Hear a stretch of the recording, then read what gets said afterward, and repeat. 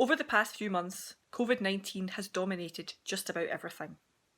It's hard, but we're all in this together. Coronavirus impacts all of us, and love unites us all.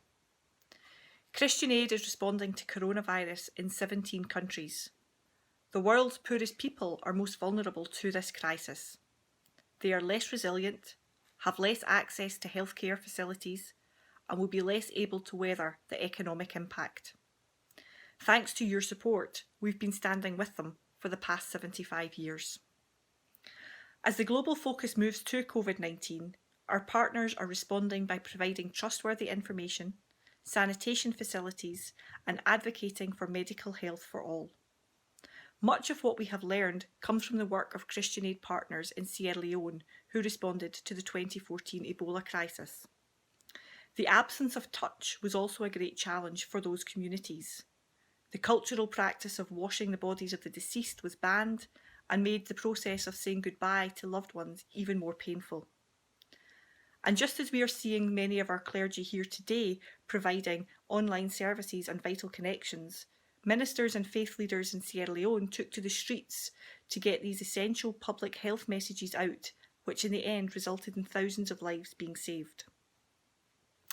Access to decent health care for all is always a key part of our work. As an organisation, we could easily build poor communities a health care centre.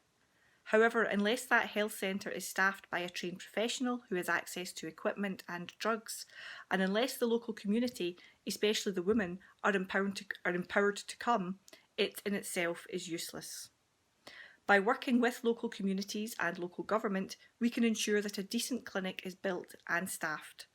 Christian Aid provides the materials, the local community provide the labour, and the local government provide the health worker and the equipment. Alongside that, full community involvement is needed, especially for the women, who often don't have any say over their own healthcare decisions. By including the whole community from the start and making sure that every voice is heard, including those of women, young people and people with disabilities, traditional norms are changed. Gender modelling family projects encourage men and women to share the family chores and the bringing up of children. This has been welcomed by all and has resulted in families being healthier and happier. Women have a voice in the decisions that affect them, including where and when they access medical services. Our partners will be using these learnings over the coming months as some of the world's poorest countries attempt to contain the spread of COVID-19.